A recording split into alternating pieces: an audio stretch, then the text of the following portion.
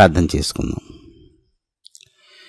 పరిశుద్ధుడైన మా దేవ, కృపగల మా తండ్రి, ప్రభువా, నీ పాదపీఠం మీద మరొకసారి నీ కృపా సింహాసనమును సమీపించుచున్నాము నాయన. అదృశ్యుడవై రహస్యమందున్నవాడా, నీకు స్తోత్రములు. అల్పులమైన మాపై నీ దయ నిలిపి నీ రాజ్యము కొరకు మమ్మల్ని సిద్ధపరిచిన ఆయన, మేము సిద్ధపడుటకు కావలసిన నీ ప్రతి విషయమును, నీ మార్గములలో సంచరించుటకు కావలసిన శక్తిని మాకు నీ ఉపదేశం ద్వారా అనుగ్రహించమని యేసునామమున అడుగుచున్నాం తండ్రి. పాదాలు నీ కడగనా, యేసు పాదాలు నీ కడగనా,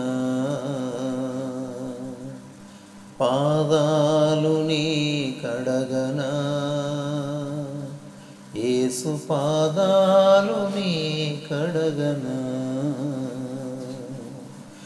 కన్నీటితో కడిగి పన్నీరు పూయన, కన్నీటితో కడిగి పన్నీరు పూయన, నన్నేలు స్వామికి నా జీవనాదునికి పాదాలు నీ కడగనా,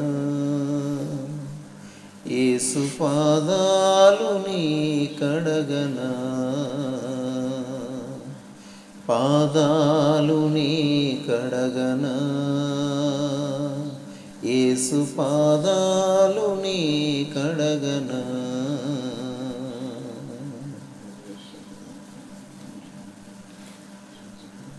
నా పాప భారాన్ని మోసేందుకు ప్రభువు నా కొరకు సిలువపై మరణించెను. నా పాప భారాన్ని మోసేందుకు ప్రభువు నా కొరకు సిలువపై మరణించెను. నరకాగ్ని నుండి నన్ను తప్పించెను, నరకాగ్ని నుండి నన్ను తప్పించెను.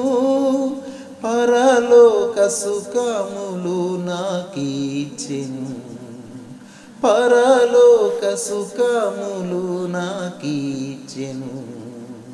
పాదాలు నీ కడగనా, యేసు పాదాలు నీ కడగనా, పాదాలు నీ కడగనా, యేసు పాదాలు నీ కడగనా. కన్నీటితో కడిగి పన్నీరు పూయన, కన్నీటితో కడిగి పన్నీరు పూయన, నన్నేలు స్వామికి నా జీవనాదునికి పాదాలు నీ కడగనా,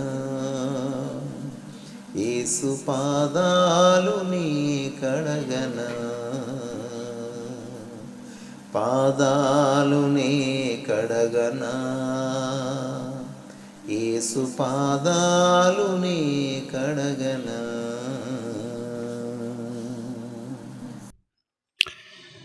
హెబ్రీయులకు రాసిన పత్రిక 13వ అధ్యాయం, హెబ్రీయులకు రాసిన పత్రిక 13వ అధ్యాయం 5వ వాక్యం.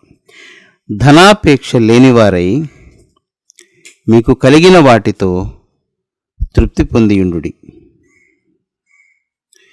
నిన్ను ఏమాత్రమును విడువను, నిన్ను ఎన్నడను ఎడబాయను అని ఆయనయే చెప్పాను కదా. అలా చదువుతాను. ధనాపేక్ష లేనివారై మీకు కలిగిన వాటితో తృప్తి పొందియుండుడి. నిన్ను ఏమాత్రమును విడువను, నిన్ను ఎన్నడను ఎడబాయను అని ఆయనయే చెప్పాను కదా. ఈ మాట మనం చాలాసార్లు చదివి ఉండవచ్చు, కానీ రాత్రి మనం చెప్పుకున్న వాక్యం మీకు గుర్తుందా? ఏంటిది? మనము ఉరి ఎడ్డబడుతుంటాం.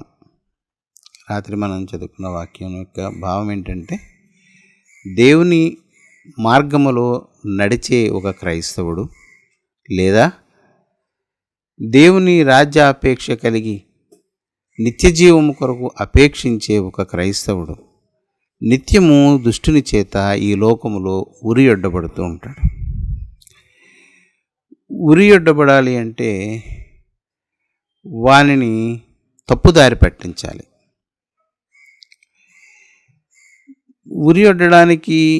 ఉరి ఒడ్డేవాడు ఉపయోగించేటువంటిది ఏంటి అంటే మనకు ఆశ చూపించడం, మనది కానిది మనకు అందుబాటులోనికి వచ్చేలాగా చేసి మనలను ఆ దారి వైపు మళ్ళించడం, ఆకర్షించడం ఉరి ఒడ్డేవాడు చేసే పని.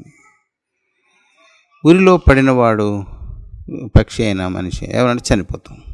మనల్ని చంపడానికి అంటే మరణమునకు గురి చేయడానికి, నిత్య జీవమునకు అర్హత లేకుండా చేయడానికి మనము ఉరి ఒడ్డబడతాం.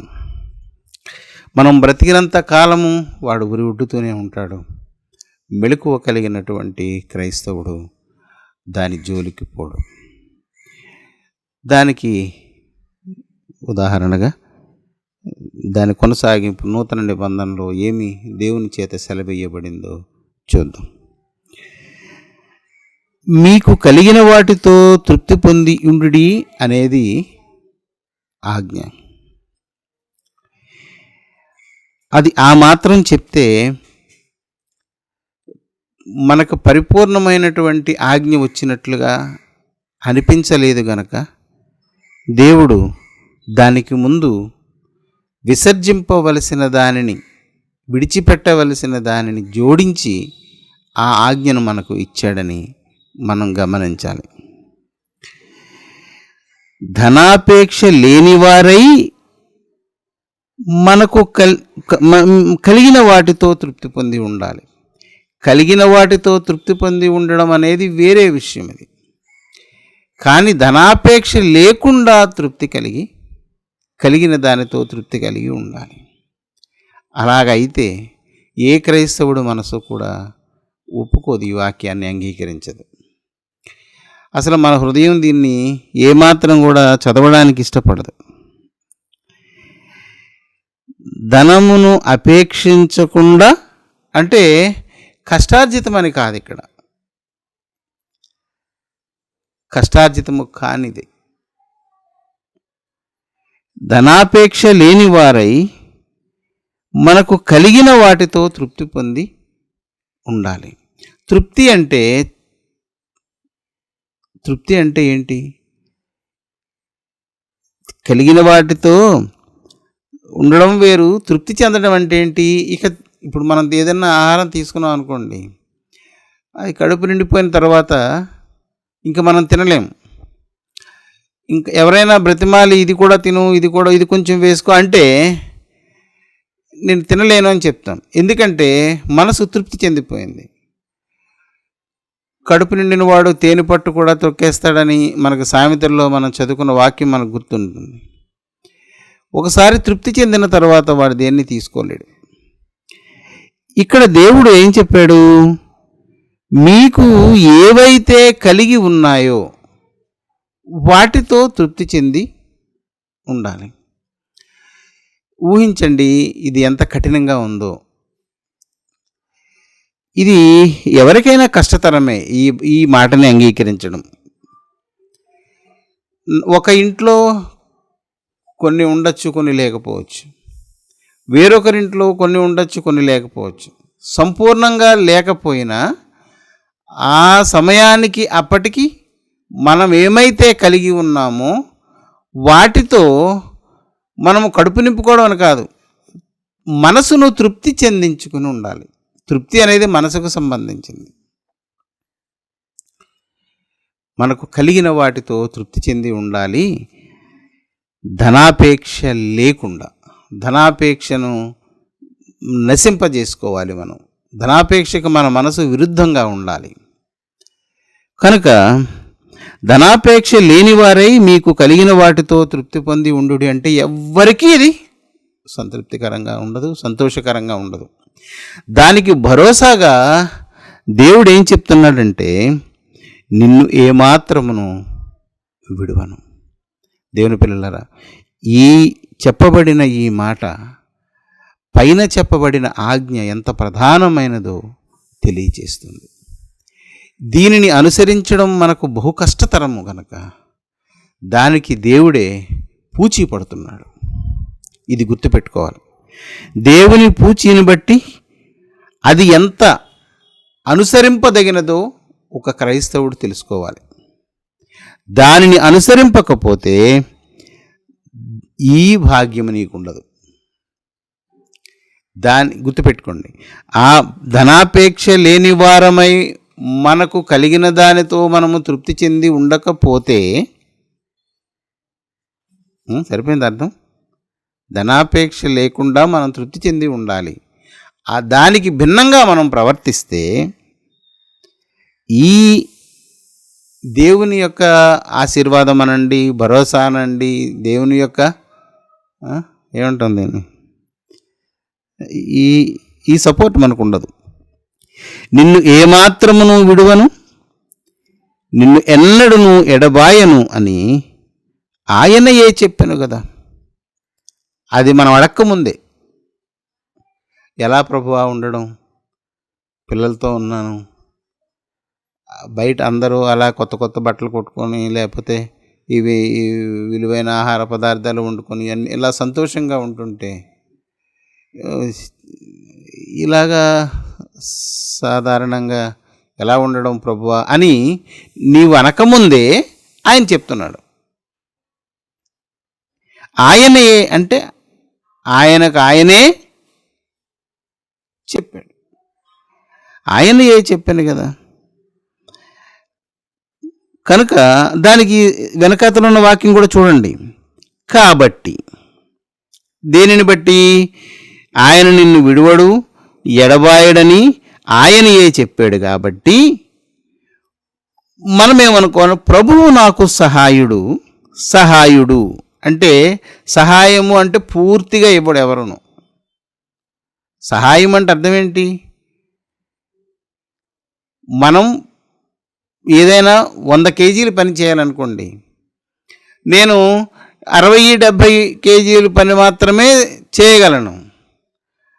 ఆ మిగిలిన దానిని ఎవరైనా పూర్తి చేస్తే, మనకి వచ్చి తోడుగా ఆ పని పూర్తి చేస్తే ఆ భాగాన్ని మనము సహాయము అని అంటాం. అంతేగాని మనం ఊరుకొని ఉంటే మన పని మొత్తం ఒకళ్ళు చేస్తే దాని సహాయం మనం పడుతున్న శ్రమలో వేరొకరి భాగస్వామ్యాన్ని మనం సహాయము అని అంటాం. ప్రభువు నాకు సహాయుడు. దేనికి సహాయుడు? కలిగిన దానితోనే నువ్వు తృప్తి పొంది ఉన్నావు కాబట్టి, దానిని పూర్తి చేసుకోవడానికి నీవు ధనాపేక్షను జోడించుకోలేదు కాబట్టి ప్రభువు నీకు సహాయుడు. నాకు భయం వేస్తుంది, కానీ నేను భయపడను.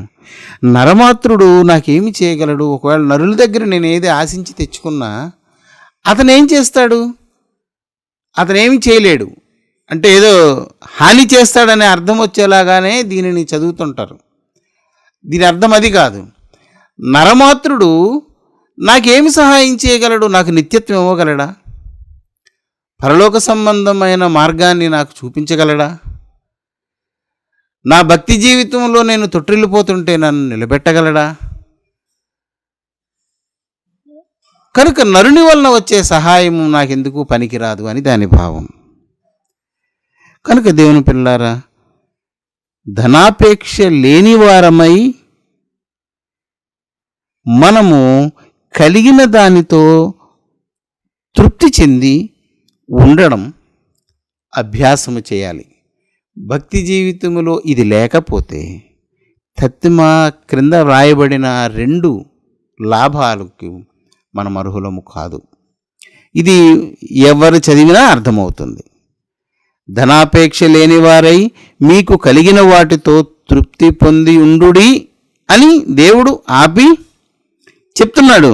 నువ్వు తృప్తి పొంది ఉండలేవని, ధనాపేక్ష నిరంతరము నీ మనసును తొలిచివేస్తూ ఉంటుందని, నువ్వు కలిగిన వాటితోటి ఎప్పుడూ కూడా ఉండక లేని దాన్ని అపేక్షిస్తూ ఉంటావని, మన హృదయ సంబంధమైన రోగము లేదా హృదయము చేసే మోసము, మన అపేక్ష, మన స్థితి స్థాయి మన సృష్టికర్త అయిన దేవునికి తెలుసు గనక అక్కడ వ్రాయించాడు, నిన్ను ఏమాత్రము విడువను. నీకెంత బాధ కలిగినా అతృప్తి కలిగి ఉండడం అనేది నువ్వు అభ్యాసం చేస్తుండు. నాకు ఇదే దేవుడిచ్చాడు, ఇంతే నాకని నీవు దానినే అధికమైన కడుపు నిండినట్లుగా అంటే ఆహారం గురించనే కాదు, ఏ కోరిక విషయంలోనైనా అపేక్ష విషయంలోనైనా మనకి ఏవైనా సరే అపేక్షలు తీరనప్పుడు మనం తృప్తి కలిగిన వారముగా ఉండాలి. ఎందుకంటే అది దేవుని ఆజ్ఞ కనుక నీవు తృప్తి చెందినట్లుగానే నీ జీవితంలో దేవునికి కనిపిస్తూ ఉండాలి. దానికి అలాగ నీవు ఉంటే దేవుడు ఏం చెప్తున్నాడంటే, నీ ఏమాత్రమును విడువను, నిన్ను ఎన్నడను ఎడబాయనని ఆయన చెప్పాను. దీన్ని మనం ఈ ఒక్క మొక్క తీసి మనం క్యాలెండర్లో కానీ లేదంటే వాక్యం కానీ తీసి మనం గోడలు కొట్టుకుంటూ ఉంటాం, స్టిక్కర్లు చేయించుకుంటూ ఉంటాం. ఇది ఎవరికి చెందుతుందంటే, ధనాపేక్ష లేకుండా కలిగిన దానితో తృప్తి పొంది ఉన్న వానికే ఈ దేవుని భరోసా చెందుతుంది.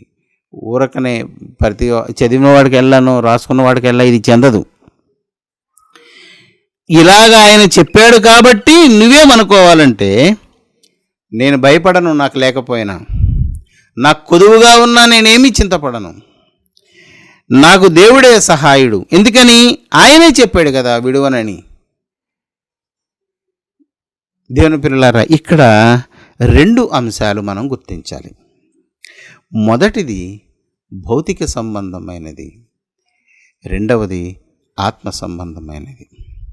ఈ వాక్యము ఒక జంక్షన్ లాంటిది, ఇది ఒక కూడలి లాంటిది. 2 విరుద్ధమైనటువంటి భావాలకు ఇది కూడలి లాంటిది. ఏంటి అంటే, ధనాపేక్ష అనేది ఇహ సంబంధమైనది, లేకపోయినా తృప్తి చెంది ఉండడం అనేది ఆత్మ సంబంధమైనది. విచిత్రం ఏంటంటే, ఒక నరుడే విచిత్రమైన వాడు. ఎందుకంటే శరీరము, కంటికి కనిపించే ఈ శరీరము అశాశ్వతము, కొంతకాలమే ఉంటుంది. అందులో దాగి ఉన్న అంతరంగ పురుషుడు, అందులో ఇమిడి ఉన్న అంతరంగ పురుషుడు యుగయుగాలు జీవించేవాడు. ఇది తృప్తి చెంది ఉండడం అనేది ఒక స్వభావంగా మనం అభ్యాసం చేసుకోవాలి, ఇది అభ్యసించాలి. ఇది అంత సులువుగా వచ్చేది కాదు. నిజానికి నేను దీనిని రుచి చూశాను కనుక చెప్తాను. మనకు కలిగిన దానితో తృప్తి పొంది ఉండడం అనేది చాలా కష్టతరమైన, మన మనసును మనం ఒప్పించలేము. ఇంకా పిల్లలు అలా ఉన్నవాళ్ళైతే చాలా మదన పడిపోతుంటారు, వాళ్ళని సంతృప్తి పరచలేక. చాలా కష్టతరం అవుతుంది, చాలా మల్లగుల్లాలు పడుతూ ఉండాలి. అందుకే దేవుడు చెప్తున్నాడు, నేను నిన్ను విడిచిపెట్టను, అసలు ఎడబాయను నిన్ను అని చెప్తున్నాడు. అపేక్షించవద్దు, ఆశించవద్దు అని చెప్తున్నాడు. ఆశ వస్తుంది, అవసరం ఉంది, ఆశ వస్తుంది. ఈ సందిగ్ధ స్థితిలో నీకు ఒక స్థితి కావాలి. అదేంటంటే తృప్తి చెంది ఉండడం అనే స్థితి. ఇది పరలోక సాధనమైన వస్తువు, నిన్ను నిత్యజీవములో జీవింపజేసే వస్తువు. అది నీవు యుగయుగాలు జీవించడానికి దీని విషయంలో లేమిలో తృప్తి కలిగి ఉండడం అనేది అవసరమైనటువంటి దినుసు. ఇది లేకుండా ఎవడు పరలోక రాజ్యాన్ని చేరడు. కనుక దీన్ని బలపరుస్తూ క్రింద వ్రాయబడినటువంటి ఈ 2 వాగ్దానాలు అని ఏమని చెప్పొచ్చున్న ఆఖరి మాట, మంచి ధైర్యముతో చెప్పగలవారమై ఉండాలి. అలాంటి స్థితిని క్రైస్తవుడు సాధించాలి. సునాయాసంగా పరలోకము అనేది సాధ్యపడని అంశమని దేవుని సమాజం తెలుసుకోవాలి. ఎవరైనా తేలిక చేసి చెప్తే అది నిలబడే భక్తి కాదది. అగ్ని పరీక్షించడం అంటే అది ఏదో చన్నీళ్ళు పోసినట్టుగా ఉండదు. అది మనం కాలిపోకూడదు, మనం నిలిచి ఉండాలి. లేమిలో తృప్తి చెంది ఉండడం, మనది కాని దానిని వస్తున్నా ఆశించకుండా కలిగిన దానితో తృప్తి చెంది ఉండడం అనేది పరలోక సంబంధమైనటువంటి ఒక సాధనం. అది జీవమై ఉన్నది మనకి. ఈ పారిశ్రమలో అది మనకు జీవం. దీనిని గురించి పరిశుద్ధ గ్రంథంలో చాలా చోట్ల చాలా విషయాలు, 1-2 కాదు, ఈ అపేక్షించడము లేదా ధనాపేక్ష, ఆశించడము అనే దాని మీద పరిశుద్ధ గ్రంథంలో పాత నిబంధన నుండి కొత్త మొత్తంలో అనేక సార్లు, దీనికోసం చర్చించినన్ని సార్లు పరిశుద్ధ గ్రంథంలో ఏ అంశం గురించి చర్చింపబడలేదు. మనం ఒకసారి చూద్దాం. కొరింథీయులకు రాసిన పత్రిక 10వ అధ్యాయం 6వ వాక్యం చూడండి. మరి పరలోకానికి సిద్ధపడేవారు ఎలాగుంటారు అనేది, ఎంతమంది ఏంటి అనే ఒక వివరం మనకి ఇక్కడ తెలుస్తుంది. అది మనం 6వ వాక్యం చదివితే సరిపోతుంది, కానీ 1 నుండి కూడా ఒకసారి చదువుదాం. సహోదరులారా, ఈ అడ్రస్సింగే చూడండి. ఈ సంగతి మీకు తెలియకుండుట నాకు ఇష్టము లేదు. అంటే క్రైస్తవులకు ఈ సంగతి తెలియాలి. ఏమిటి ఆ సంగతి? అది ఏదనగా, మన పితరులందరూ మేఘము క్రింద ఉండిరి, మన పితరులందరూ సముద్రములో నడిచిపోయిరి. అంటే వారందరూ అంటే నేను అలా చదివాను. అందరూ మోషేను బట్టి మేఘములోను సముద్రములోను బాప్తిస్మము పొందిరి. అందరూ ఆత్మ సంబంధమైన ఒకే ఆహారమును భుజించిరి. అందరూ ఆత్మ సంబంధమైన ఒకే పానీయమును పానము చేసిరి. ఏలయనగా తమ్మును వెంబడించిన ఆత్మ సంబంధమైన బండలోనిది త్రాగిరి, ఆ బండ క్రీస్తే. అందరూ వచ్చారా ఇందులోకి? అయితే మనం చాలాసార్లు చెప్పుకుంటాం, ఈ అయితే, కాబట్టి, కానీ ఇవి అర్థాన్ని అంతా ఉల్టా చేసేస్తాయి. అయితే వారిలో ఎక్కువ మంది దేవునికి ఇష్టలుగా ఉండకపోయిరి. మరి అంతా ఒకేలాగా వస్తే కొంతమంది ఎందుకు దేవునికి ఇష్టలుగా ఉండకపోయిరి? ఉండకపోవడం చేత వాళ్ళు ఏమయ్యారు? అరణ్యములో సంహరింపబడిరి, చంపబడిరి. చూసారా? ఈ అన్ని అందరూ అక్కడి వరకు అందరూ సమానంగానే వచ్చారు. కానీ కొందరు దేవునికి ఇష్టలుగా ఉండలేదు. అంటే దేవునికి ఇష్టమైన ఒక వస్తువు ఉంది అక్కడ. దేవునికి ఇష్టలుగా అందరూ ఉండలేదు. అందరూ ఒకేలా వచ్చిన ఒకే సంఘస్థులు అనుకుందాం. పోనీ మనం ఒకలాగే పోషింపబడ్డారు, ఒకలాగే అన్నీ బాప్తీసం ఉంది, రక్షణ ఉంది, ఆ పరిశుద్ధాత్మ పొందారు, అన్నీ ఒకే. అందరూ ఇష్టంగా ఉండలేదు. ఇష్టంగా ఉండకపోవడం వల్ల ఏమైంది? దేవునికి అయిష్టత కలిగిన జీవితం కలిగి ఉండడం వలన చంపబడ్డారు, సంహరింపబడ్డారు. అయితే ఏంటి అయిష్టత అంటే, వారు వారు అంటే ఇక్కడ ఎవరు దేవునికి అయిష్టులుగా ఉన్నారో వారు ఏం చేశారు అంటే ఆశించారు. అంతే.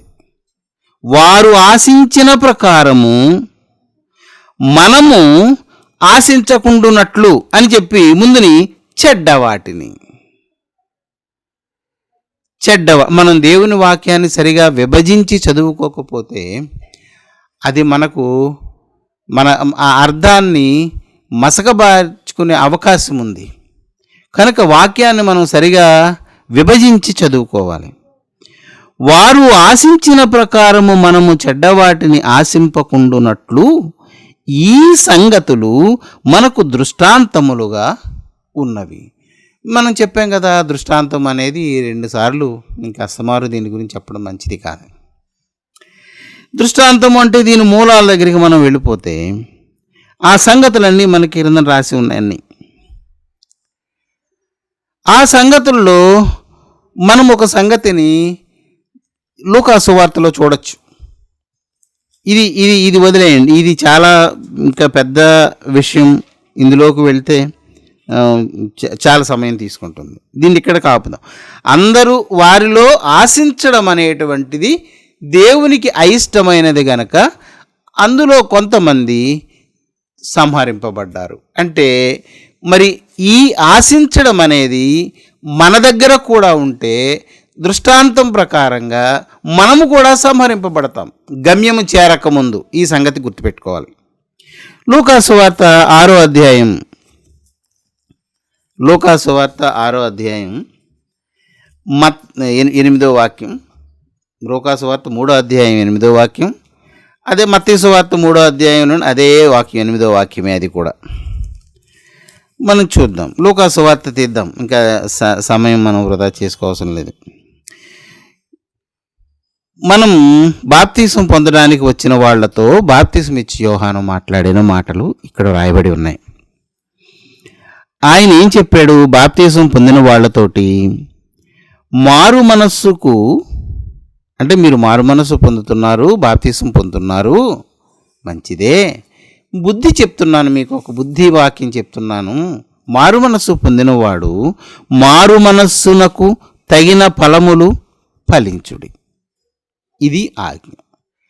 బాప్తీసం పొందినవాడు బాప్తీసమునకు సంబంధించిన ఫలాన్ని ఫలించాలి. ఫలించకపోతే అక్కడ రాసి ఉంది, ఇప్పుడే 9వ వాక్యం చూడండి, ఇప్పుడే, ఎప్పుడు?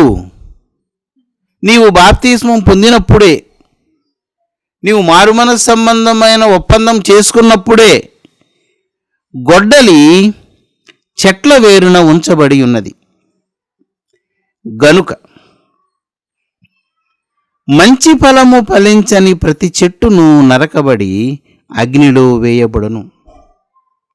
దేవుని పిల్లారా, గుర్తుపెట్టుకోండి, మారు మనస్సు పొందిన ప్రతి ఒక్కడు మారు మనస్సునకు తగిన ఫలము ఫలించకపోతే నరకబడి అగ్నిలో వేయబడతామని ఆ రోజే అక్కడనే ఆ ప్రారంభ దశలోనే చెప్పబడింది. మనమే బాప్తీసం పొందవచ్చిన వారితో ఈ సంగతులు చెప్పం. వారిని మనం భ్రమ పెడుతుంటాం. ప్రభువు నమ్ముకుంటే నీకు అది వస్తుంది, ఆస్తి వస్తుంది, నీళ్ళు కళకళలాడిపోతుంది, నీకు ఆరోగ్యం వస్తుంది, నీకు జబ్బు రాదు, వ్యాధి రాదు, ఏమొచ్చినా ఆయన, ఇలాంటివన్నీ మనం, ఇవి నిజాలే అయినా సందర్భానుచితమైన మాటలు మాత్రం అవి కావు. ఖచ్చితత్వాన్ని ఒక విశ్వాసికి మనం ప్రారంభ దశలోనే చెప్తే అతను నిర్ణయించుకుంటాడు. దేవుని కృప పొందినవాడైతే మరణం వరకు నమ్మకంగా వస్తాడు.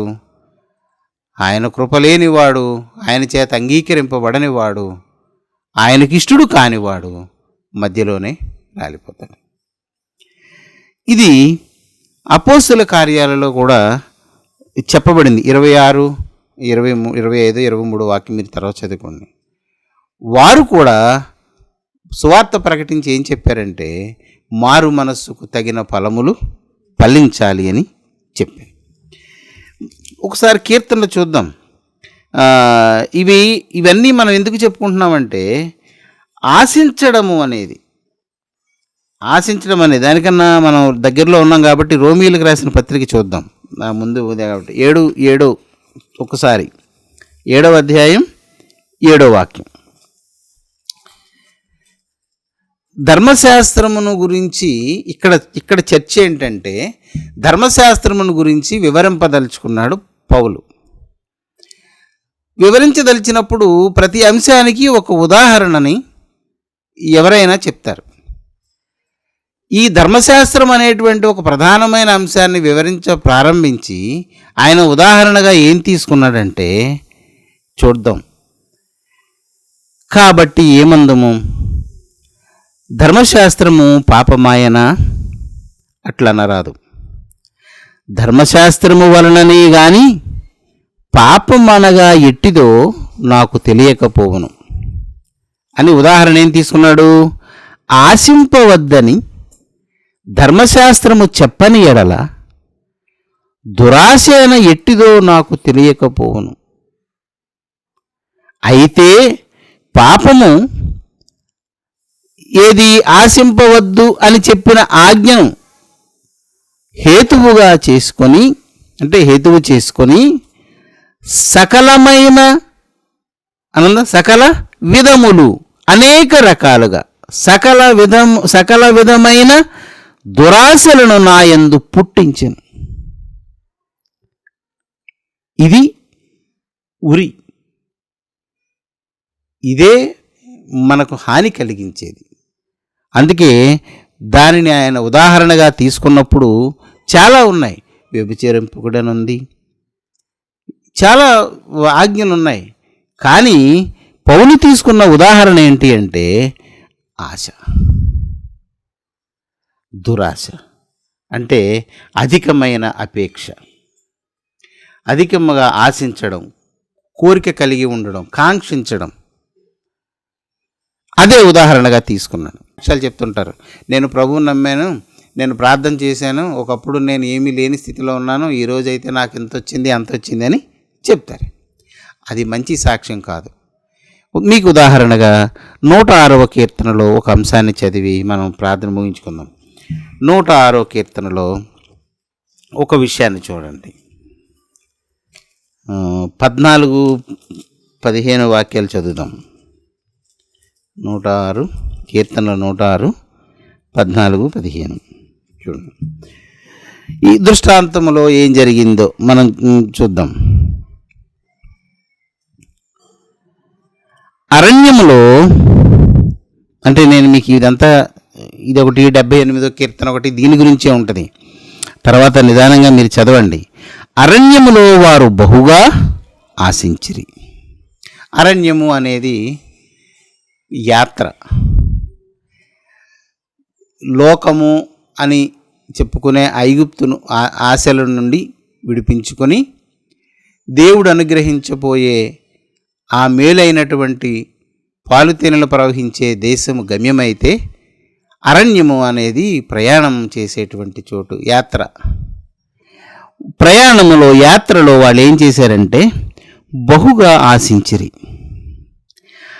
ఆ ఎడారిలో, అంటే యాత్రలో, ఆ ప్రయాణములో దేవుని శోధించిరి. అప్పుడు ఏం జరిగింది? శోధించడం అంటే మనకి వివరాలన్నీ, అంటే మీరు సంఖ్యాకాండం 11వ అధ్యాయం చదివి సరిపోతుంది, మీకు గుర్తుపెట్టుకోండి. వాళ్ళు అక్కడికి వెళ్ళి ఏం చేశారు? నీళ్లు లేకపోతే, ఐగుప్తులో నీళ్లు ఉండేవి, మాకు ఇక్కడ లేవు అని మాంసాహారము కొరకు దేని పడితే దానికి వాళ్ళకి ఆశ పుట్టిన ప్రతిసారి ఐగుప్తుని జ్ఞాపకం చేసుకుని, ఇగో దేవుడు తీసుకొచ్చాడు, మాకేమీ లేదు, మేము ఇలాగ అయిపోయాము అనుకుంటూ వాళ్ళు దేవుని శోధించారు. ఈ శోధించడానికి ఏది కారణమైంది? ఆశ, ఆశించుట. అప్పుడు దేవుడు ఏం చేశాడో చూడండి. అక్కడ వారు కోరినది ఆయన వారికిచ్చెను. గుర్తుపెట్టుకోండి, మీ ప్రార్థనలు ఎంత జాగ్రత్తగా ఉండాలో. ఒంటరిగా దేవుని దగ్గరకు వెళ్ళి మీకు ఆశ పుడుతుంటే చెప్పండి, ప్రభువా నాకు ఆశ కలుగుతుంది, నా దగ్గర ఇంతే ఉంది, దానితో నేను తృప్తి పొంది ఉండలేకపోతున్నాను, తృప్తి కలిగి ఉండే మనస్సు కలిగి ఉండాలని నీ వలన ఆజ్ఞ అయింది, నాకు నీ వలననే ఆ బలము నాకు కావాలి ప్రభువా అని అడిగి ఆ తృప్తి గల మనస్సును సంపాదించుకోవాలి. కానీ ఈ దారిలోనికి మనము తిరగకూడదు. సాతాను మన విరోధి, మనలను మరణింపజేయడానికి చూసేవాడు, ఉరియొడ్డేవాడు ఈ దారిలోనికి మనలను తీసుకుని వస్తాడు. మంచి మంచి భక్తిపరులే చెప్పచ్చు, ఇలాగ చేయండి, మీరు ఉపవాసం ఉండండి, 3 శుక్రవారాలు ఉండండి, 3 మంగళవారాలు ఉండండి, 7 వారాలు ఉపవాసం ఉండి అడగండి, మీకు ఇక దరిద్రం అంతా పోయి మీకు ఐశ్వర్యం వస్తుంది, ఇలాగ పలానా చోట ఎలా జరిగింది, ఇలాంటి మాటలు ఎన్నో చెప్పచ్చు. ఎవరి చేతనైనా దుష్టుడు మనల్ని ప్రేరేపించవచ్చు.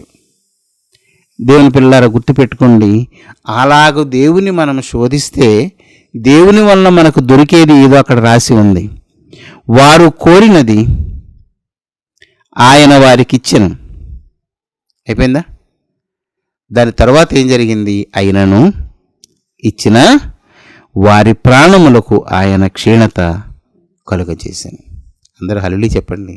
నాకు చాలా ఇష్టం ఇది. దేవుని ఆజ్ఞలోకి మన మనసును మళ్ళించుకుంటే మనము దేవుడు చేత విడిచిపెట్టబడని వారము, ఎడబాయకుండా దేవుని చేత సంరక్షింపబడే వారం అవుతాం. అలా కాకుండా ఈ మార్గంలోనికి మళ్ళితే నీవడిగింది దేవుడు నీకు ఇస్తాడు, కానీ నీవు క్షీణించిపోతావు. ఇందాల మనం చదువుకున్నామే, ఏమైంది అక్కడ? అందరూ బయలుదేరారు. కొందరు ఇష్టలుగా ఉండలేకపోయారు, వారు సంహరింపబడ్డారు. ఇంకా మీకు ఉదాహరణ కావాలంటే మీరు 78వ కీర్తనలో చూస్తే అక్కడ ఇంకా చాలా చాలా చాలా వివరంగా రాసి ఉంటుంది దీని గురించి. 78వ కీర్తనలో మీరు, ఇది చాలా పెద్ద కీర్తన, మీరు చదవండి. ఇందులో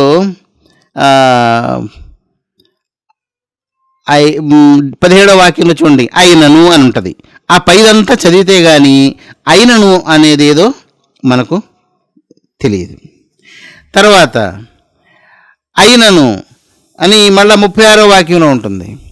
ఇలాగ అంటే దేవుడు చేసిన మేలులన్నీ ఉంటాయి, అయినా సరే వాళ్ళు వినలేదు, అయినా సరే వినలేదు. అలాగా చూడండి, ఆఖరికి ఈ ఆహారం కొరకు మన్నా ఇచ్చిన వాడు మాంసం కొరకు ప్రార్థన చేసినప్పుడు ఏం జరిగిందో చూడండి. 29వ వాక్యం చూడండి. 28వ వాక్యం చూస్తే 27 నుంచి ఉంటుంది అది. వారి దండు మధ్యను వారి నివాస స్థలము చుట్టూను ఆయన వాటిని వాలా చేసెను. వారు కడుపారా తిని తనిసిరి అంటే తృప్తి చెందిపోయి ఇక మరి ముట్టుకోలేకపోయారు. వారి ఆశ తీరక మునిపే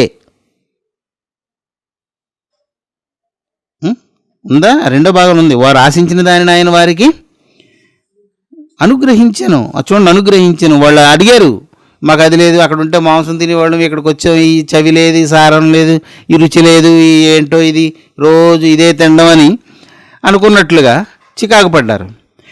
కడుపారా తిని తనిసిరి, వారు ఆశించిన దానిని ఆయన అనుగ్రహించెను. వారి ఆశ తీరక మునుపే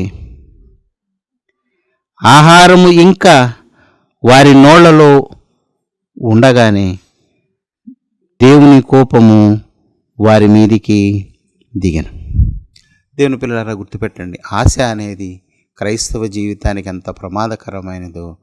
ఇంకా చాలా అంశాలు ఉన్నాయి, మనకి ఇవన్నీ అవసరం లేదు, ఇవి సరిపోతాయని నేను అనుకుంటున్నాను. నేను ఆశించిన ప్రతిసారి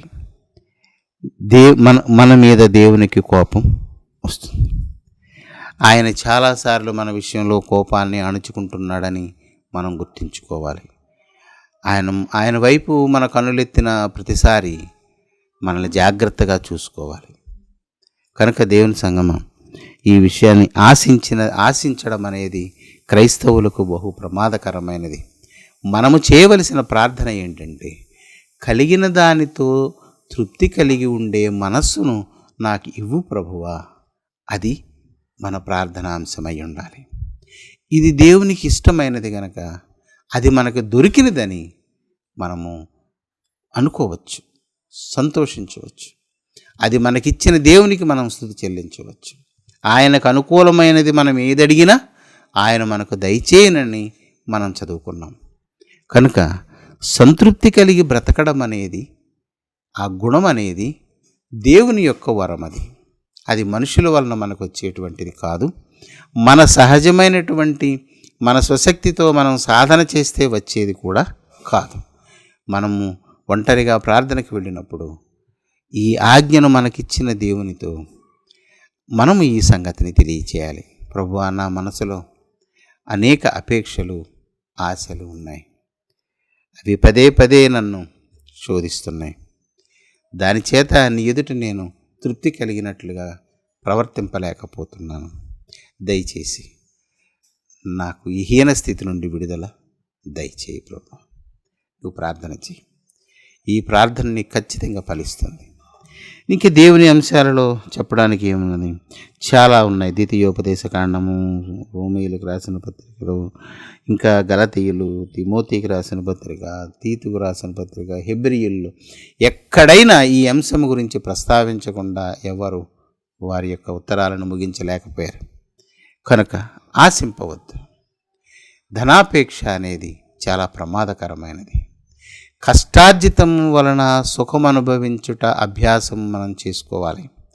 ఆ మనసును దేవుని యొద్ద నుండి మనం తెచ్చుకోవాలి. యేసు ప్రభువే చెప్పాడు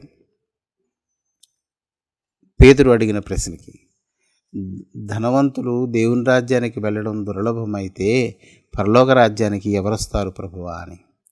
అంటే ఆ సంశయానికి దేవుడు అక్కడే జవాబిచ్చాడు, ఇది మనుషులకు అసాధ్యం, ఎంత ప్రయత్నించినా సాధ్యం కాదు, అసాధ్యము అంటే.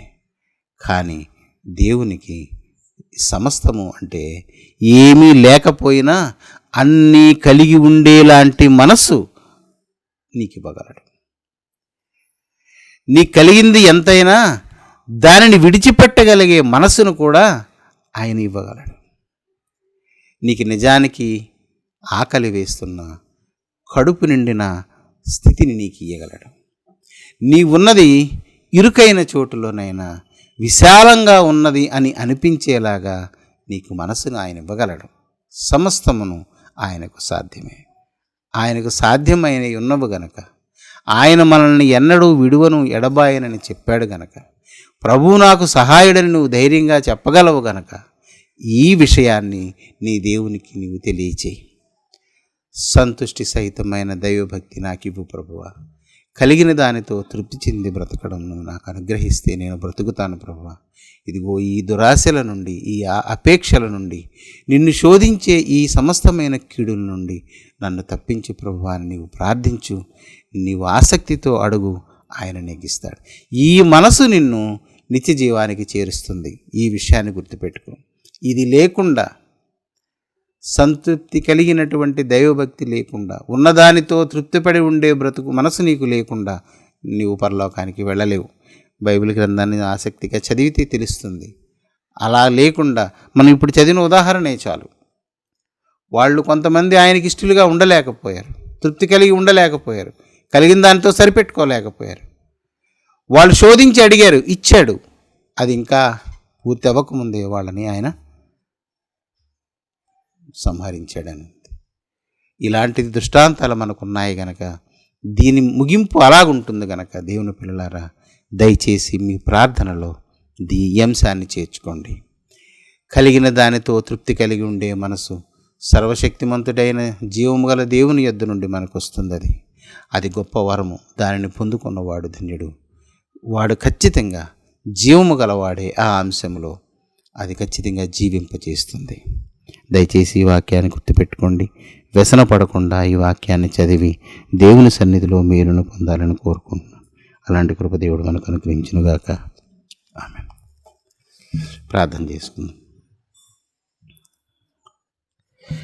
పరలోకమందున్న మా తండ్రి, నాయన, నీవు అనుగ్రహించిన ఈ వాక్యమును బట్టి నీకు స్తోత్రములు. మట్టి ఎండలో నివసించే మేము నిత్యము అనేక ఆశల చేత, అపేక్షల చేత కొట్టబడుతూనే ఉన్నాం ప్రభువా. మాకు ఎన్ని ఉన్నను ఏదో ఒక లేమి ఉన్నట్లుగా నిత్యము మా మనసు కోరికలు కలిగి చలిస్తూనే ఉంటుంది నాయన. నీవు దయచేసిన ఈ వాక్యమును బట్టి, ఉపదేశమును బట్టి నీకు స్తోత్రములు ప్రభువా. సంతృప్తి కలిగిన మనస్సు, కలిగిన దానితో తృప్తి కలిగి ఉండే మనస్సు నీ వలన మాకు దొరుకుతుందని ప్రభువా, నీ వలన మాకు సెలవయ్యున్నది. దయచేసి ఆ మనస్సును మాకిచ్చి నిత్య జీవమునకు మమ్మల్ని అర్హులుగా చేయమని మనవి చేస్తున్నాను ప్రభు. నాయన, దుష్ట సంబంధమైన బోధల చేత, చీకటి సంబంధమైన ఉపదేశముల చేత మేము ప్రేరేపింపబడక, నీతియుక్తమైనటువంటి మాటలు పలికిన సర్వశక్తిమంతుడివైన నీవు మాకు అనుగ్రహించిన ఇదిగో ప్రభువా, నీ పరిశుద్ధ గ్రంథములోని అంశములనే మేము గైకొన్న వారమై బ్రతుకున్నట్లు మాకు బుద్ధిని, ఆలోచించే చురుకుదనమును అనుగ్రహించిన ఆయన నీ పరిశుద్ధాత్మ చేత మమ్మల్ని ప్రేరేపించి నీ సన్నిధిలో స్థిరపరచు ప్రభు. క్రియ చేసి మహిమ పొందమని యేసునామమున అడుగుచున్నాను తండ్రి. ఆమేన్.